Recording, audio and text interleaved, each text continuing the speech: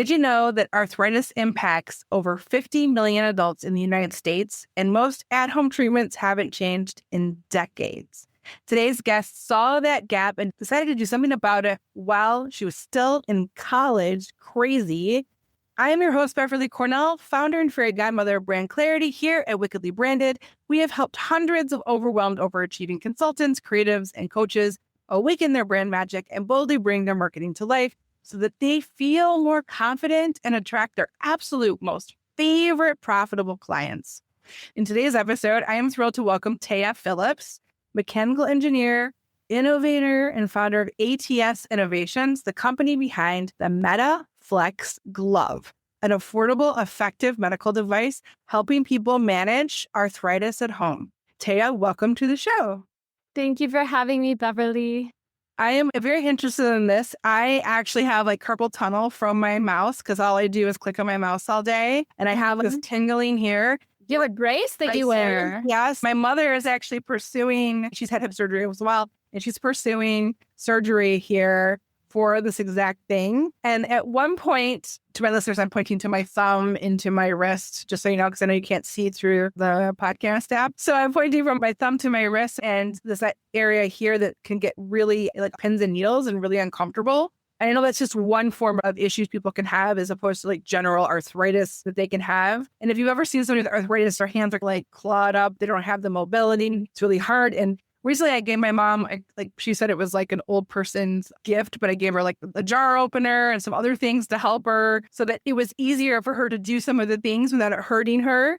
And I was in the shower yesterday and I was squeezing my bottle of gel to go in my hair. And even that was hard. And I was like, oh, I'm getting old. Oh, I'm curious. You started in college. What led to the beginning? I'm 50. I can complain about my aches and pains, but in college, I wasn't complaining about that kind of stuff. So what led you to start your entrepreneurial journey and to start it so early and in this particular industry? So my grandma had really bad arthritis, and she was my reason for doing all of this. I had a few co-founders. I was studying engineering. We were trying to find a way to solve healthcare problems using engineering problem solving, multidiscipline, because we know diverse teams perform better. And we found arthritis. A lot of people have it. You said 50 million adults. Specifically osteoarthritis in the hands. That's 1 in 2 women and 1 in 4 men will develop it in America. It's a very big problem. And a lot of people, we found that they can't afford to go to the doctor because it's expensive and you have to take time off work, and then you have the copay, and then you get the bill afterwards. And when you can go to the doctor, they tell you compression and grip strengthening. But then people aren't doing their strengthening exercises because it's burdensome and it's time consuming, and you have to remember to do whatever, 15 reps a day in each hand with the squeeze ball, and where'd I put my squeeze ball? So we made a wearable grip strengthener that has a really gentle compression, and the bands are adjustable on each finger. So you can customize your level of tension and strengthen each finger how it needs to be. So when we were doing the planning for it and interviewing potential customers, I talked to my grandma. And she had really bad arthritis. She was starting to lose her mobility and not do the things that she liked doing. Like she was not doing her hobbies. And then you talk about the can opener. She was asking people to open things for her and having a really difficult time. And grip strength, I'm sorry to tell you, I've done the research. It starts to decline in everyone starting at 30. So it's very small, incremental. You don't really notice it until like you start having trouble doing your daily living activities. So we all need to be working on our grip strength, but people aren't doing it. So I just wanted to make it easier. And I did that with MetaFlex. My grandma, I interviewed her. I found that her grip strength was a problem.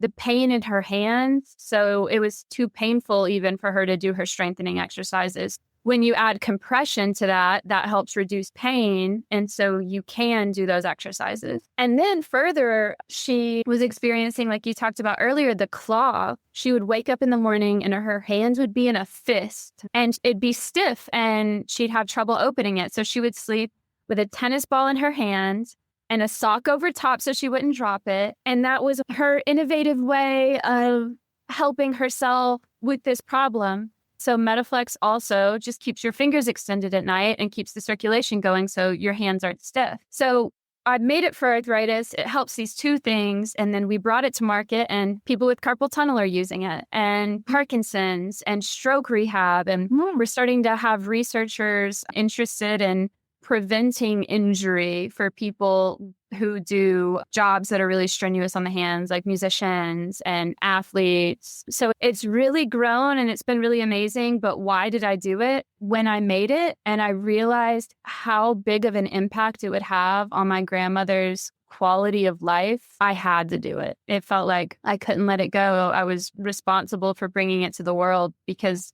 we all have ideas. And if you don't do something with it, someone else will. And if someone else were to take my idea, they may make it too expensive for people to be able to afford it, or they'd choose cheap materials. So I knew that I would do it. I felt like I had to do it. I think it's great, but I complain about being an army wife and a mom and a business owner. I can't imagine being fairly young, in college, doing engineering, which is a hard discipline, a lot to do, and then building a business. How did you balance all of that? It was really difficult. I got burnt out in the first year. So I invented it at the end of my junior, going into my senior year. And then Tennessee Tech is where I went to school, Tennessee Tech University.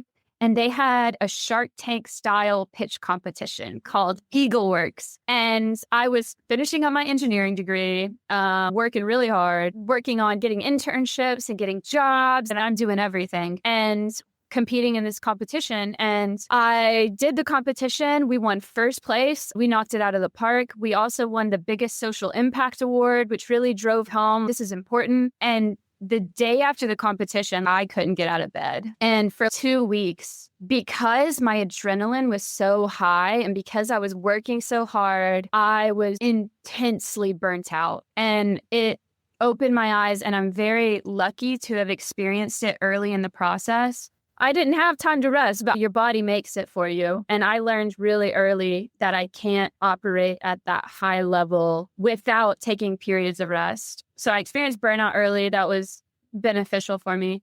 I graduated in December. Over the summer, I worked for a company. At the end of the summer, they offered me a job. I had ATS, the company that I built to sell MetaFlex.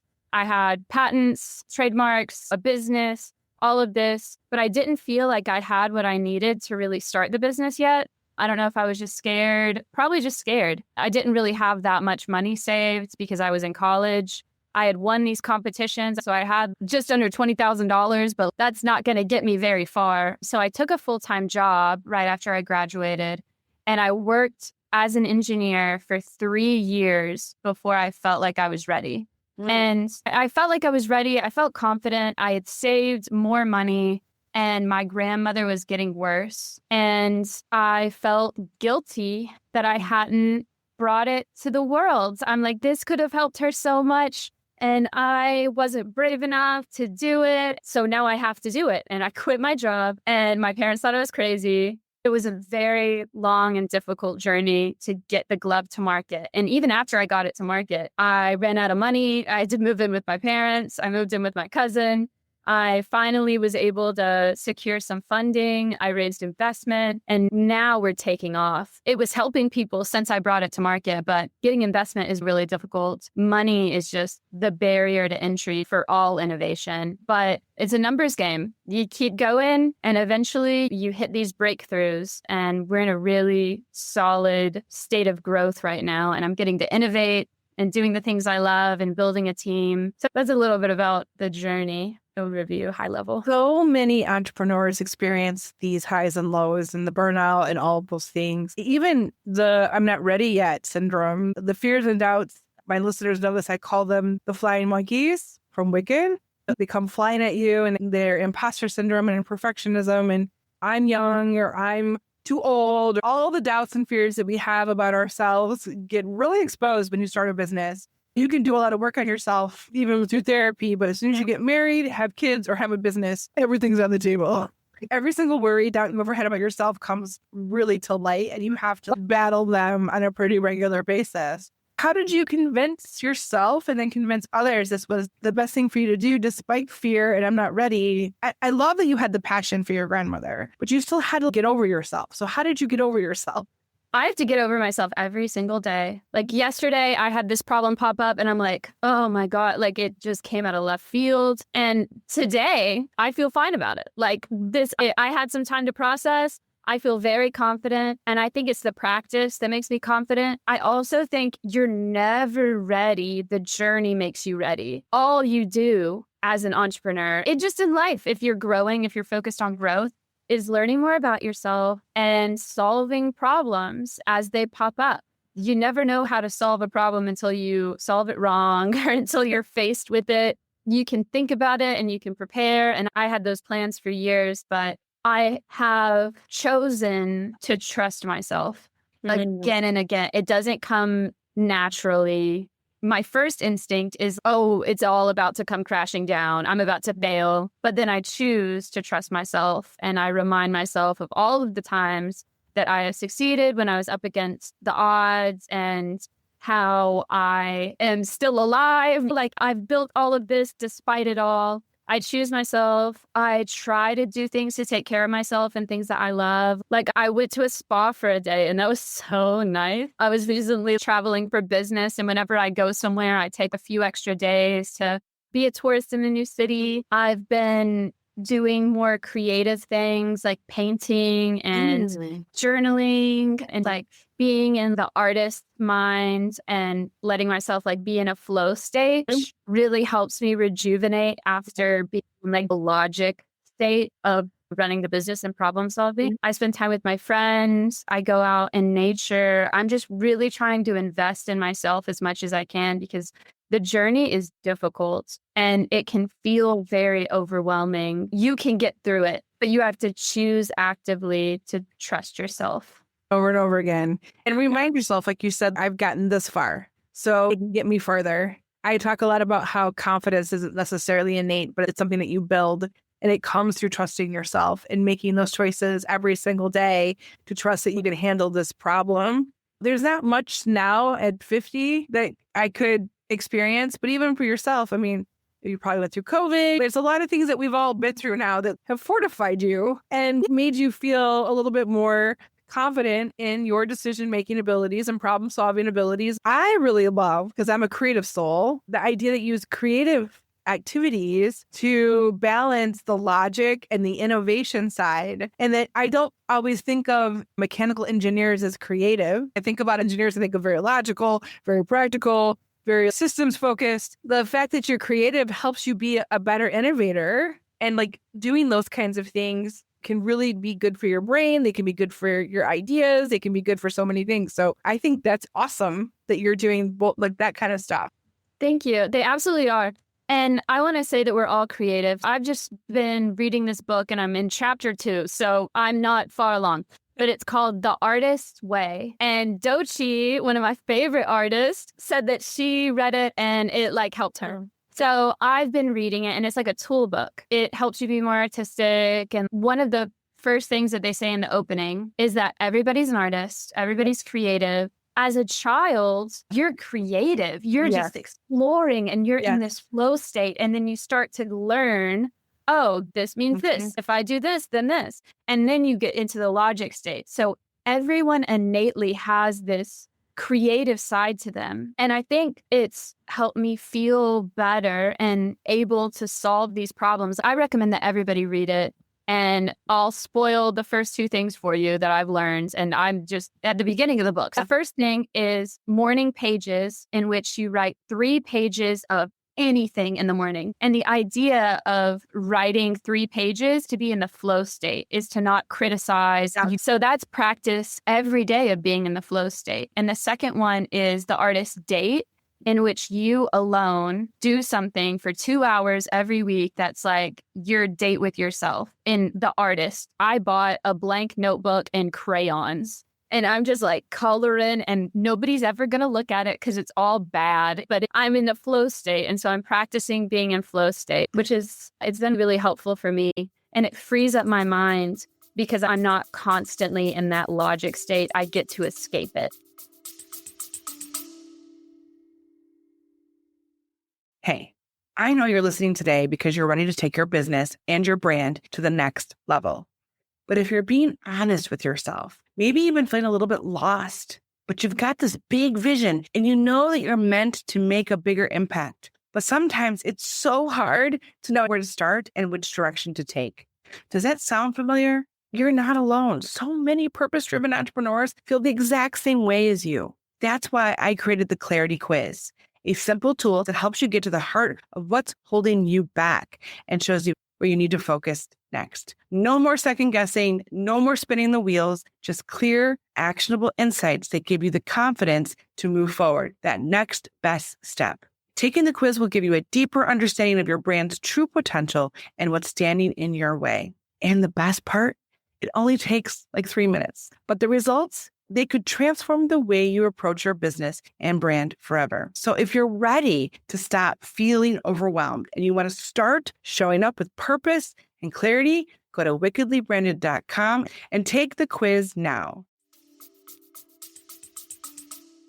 It's so interesting. I've been having a lot of these conversations lately with other founders and even just creative souls that I've talked about. Art for me is like a little bit challenging. As a child, I loved to create. I won awards for some of my art. My posters were in like stores because of it. I do this for a living now, though. So none of my art is for me. The art is for the client, and it gets criticized all the time. So it's not that it's like a negative criticism, but it's always feedback. It's like I create a logo and the logo gets feedback and I tweak it, and the logo gets feedback and I tweak it, or I write something and it gets tweaked.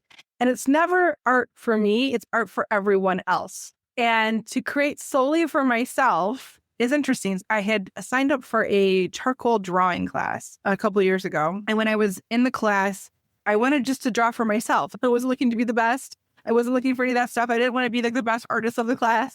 There was no competition or perfectionism that I was trying to do. I just wanted to create. And unfortunately, like week 2, she was like, oh, we're going to have a critique on week 8. And I was like, I'm out. Oh, yeah, that's different. And I said, I can handle criticism. Don't get me wrong. I handle it all day long. And I think that art is very subjective, and what I think is beautiful, other people cannot think. They totally get it.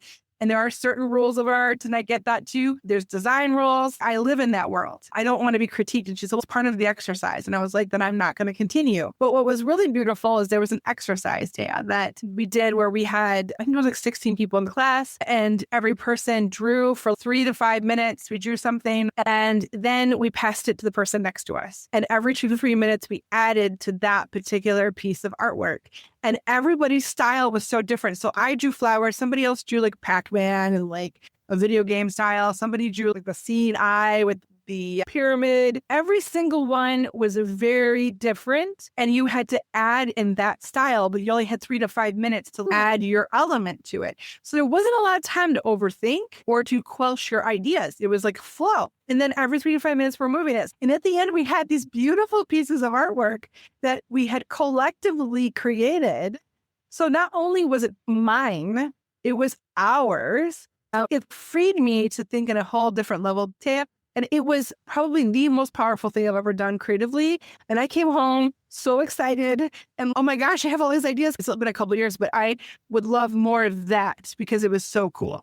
That sounds like a really fun experience, especially getting to be in other people's styles.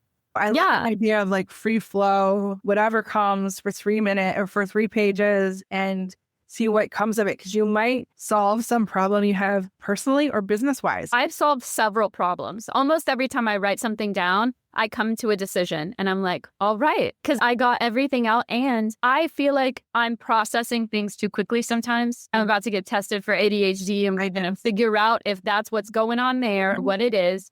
But when I write something by hand, I have to slow down my thinking. And my handwriting's horrible because I'm still writing too fast, but I'm slowing my thought process and really letting myself move through it. And that helps too.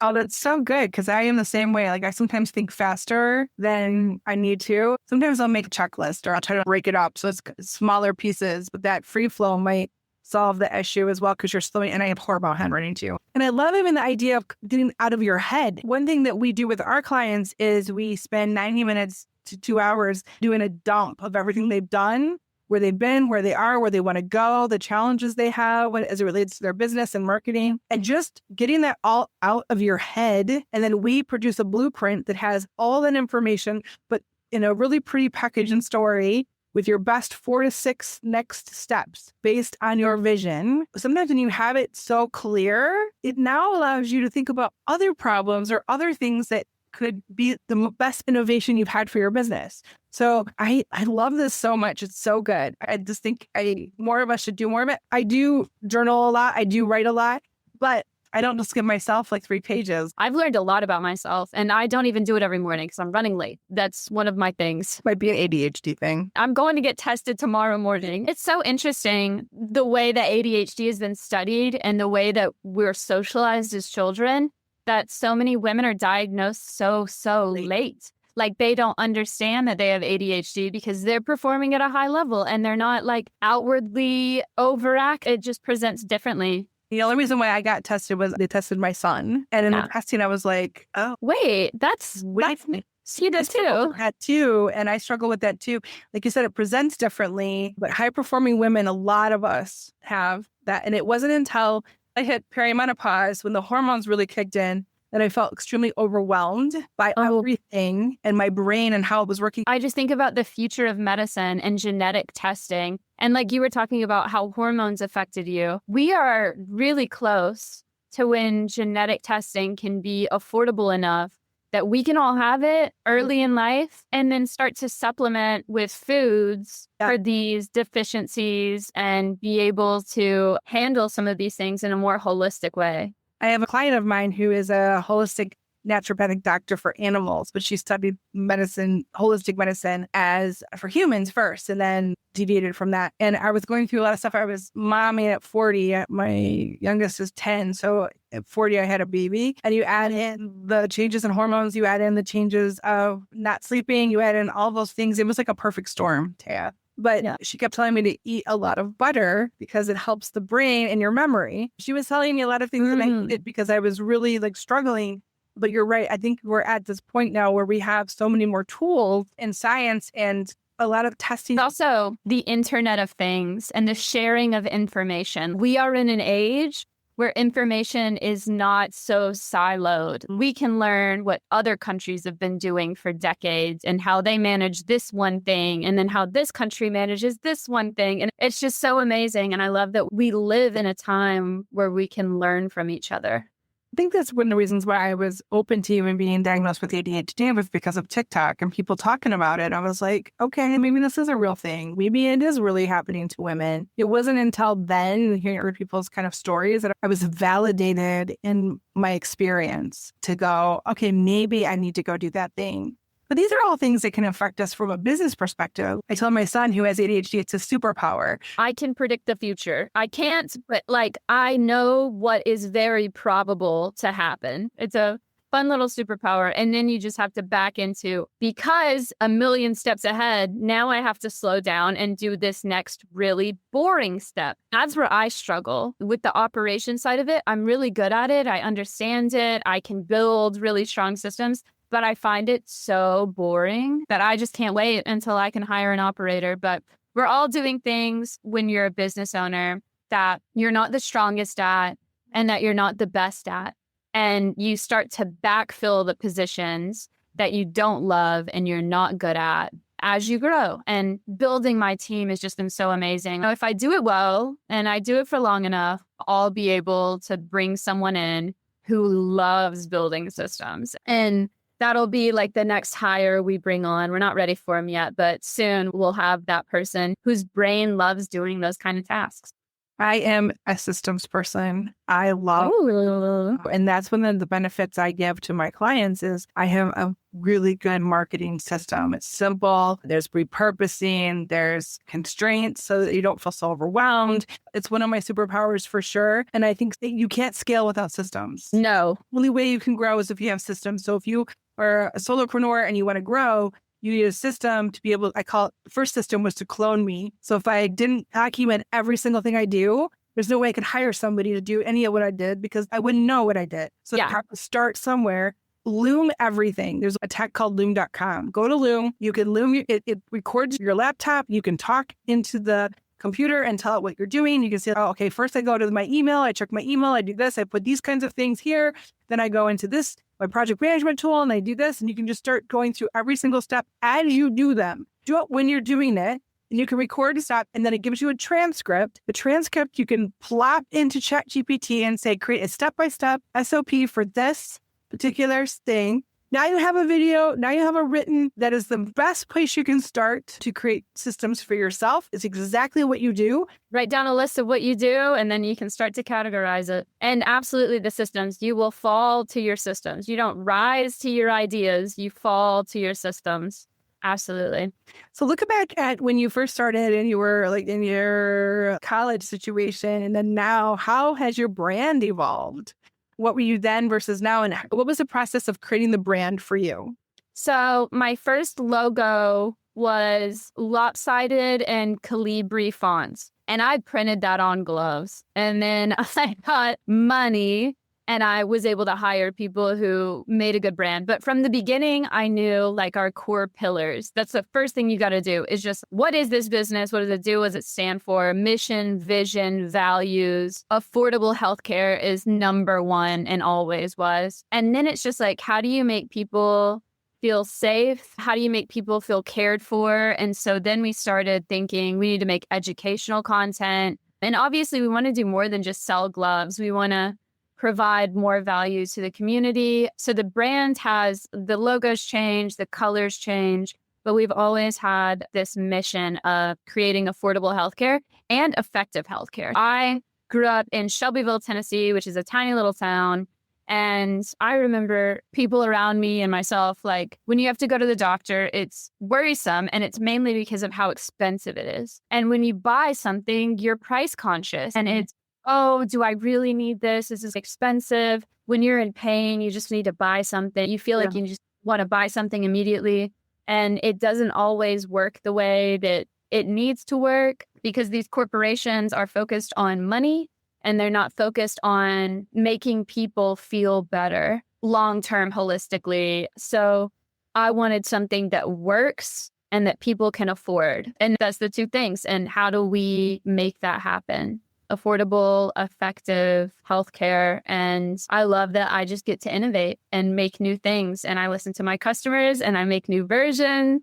And we've got some exciting things in the works and that will be launching soon based on some feedback that we've gotten from our customers. Just improving the product and keeping it affordable and making things as good as we can. And that makes you feel good when you go to work every day and you're not like making a buck to make a buck. You're providing a service that is really helping people and you're making money because it's a business. But you're not like squeezing every dime you can out of the consumer. Our product is very affordable. I sell a pair of gloves for $54.95, and I sell single gloves because people were asking for them for $29.95. I feel really good about what I do, and it's because at the beginning, we set our core values in something that I feel good about doing every day. When you have a solid foundation, when you build your brand on a solid foundation of core values and mission and vision and who you are, your brand will speak to that. And you won't have to go back 17 times and try to figure it out. That foundation is so important. You wouldn't build a mansion on Jenga blocks. Like that would not work. If you envision this big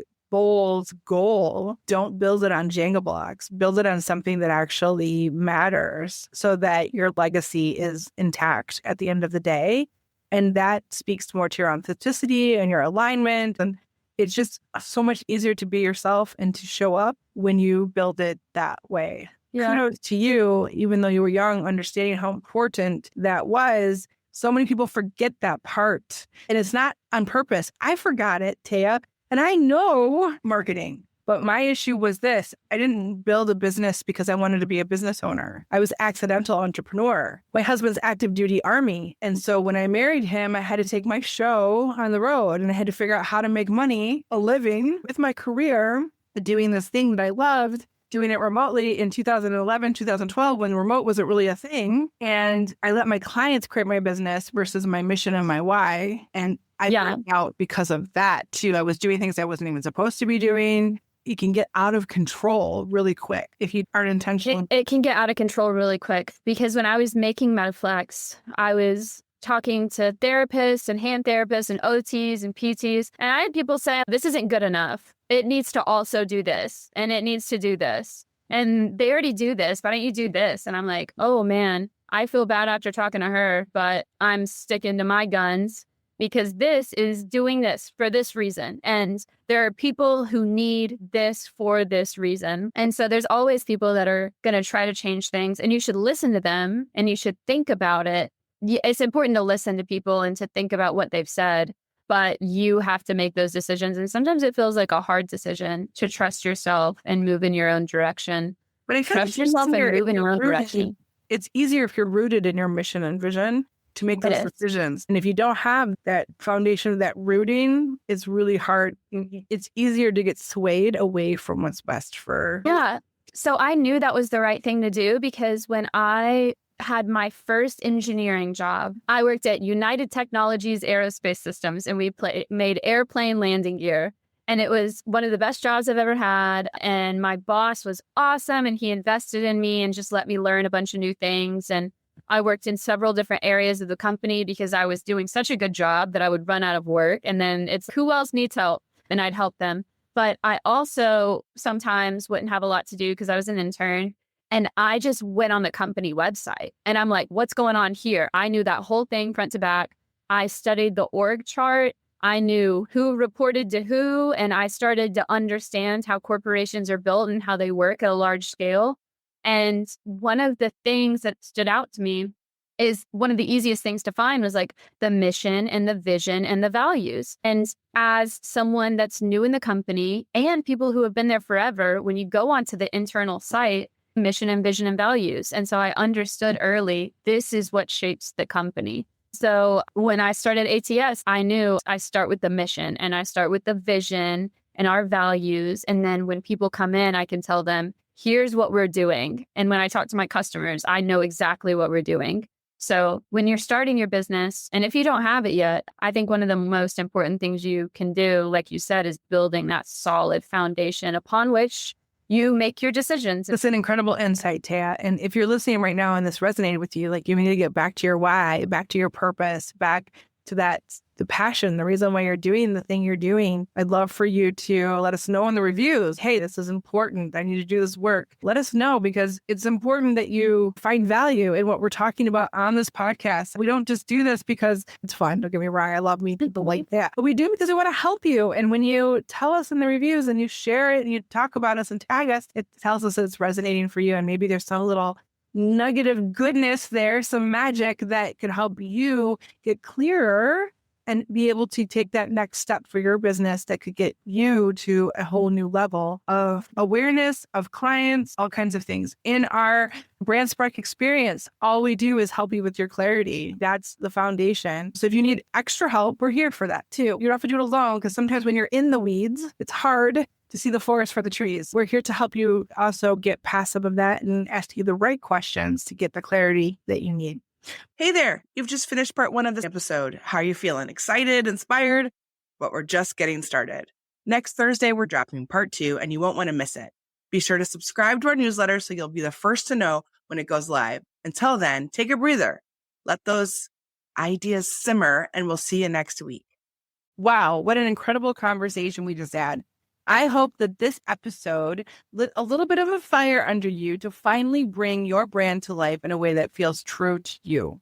Remember, clarity is the spark, but activation is that fire and flame that keeps your message and your visuals and your strategy aligned, and the confidence that follows. So does that lovely thing called momentum that you've been waiting for. So if today's episode, if you loved it, make sure you are subscribed to the Wickedly Branded Marketing Podcast so you never miss an insight or a conversation. Until next time, dare to be wickedly branded.